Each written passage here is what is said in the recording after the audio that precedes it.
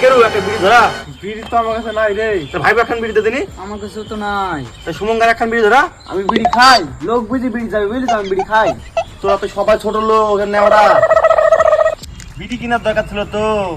Pocket থেকে টাকা মেখেছে, 10 টাকা দিয়েছে, এক প্যাকেট বিড়ি দান দিনি। এই থাক থাক, তুই বিক্রি করছিস, বিক্রি করছিস, ডাক টাকাটা তো টাকাটা তুই দিবি। ও বিক্রম ভাই, শোনো শোনো। কি হলো, ডাকছি কেন রে? শোন না রে পাড়া, কথা আছে। এই কি বলি বল, আমার তাড়া আছে। একটু তাড়া আছে রে ভাই। ভুট্টু মুট্টু মাঠে সব কেটে খেয়ে ফেলছে সব। আজ কি যে ভুট্টু চুরি খেয়েছে, সেই চাম ছিঁড়ে ফেলবো আমি। তাই নাকি রে ভাই? আমারও গেমা লাগেছি, রাত্রেবেলা চুরি হয়ে যায়। তুমি দেখেছি তো, সব চুরি হয়ে যাচ্ছে, দেখেছিস? আরে বয়স বাড়া, তারা তো কেন? বিক্রম একটা বিড়ি দেনি, খাই। বিড়ি খাবি রে ভাই? নে খা, নে। আমাকেও একটা বিড়ি দে, খাই। তুইও খাবি? নে খা।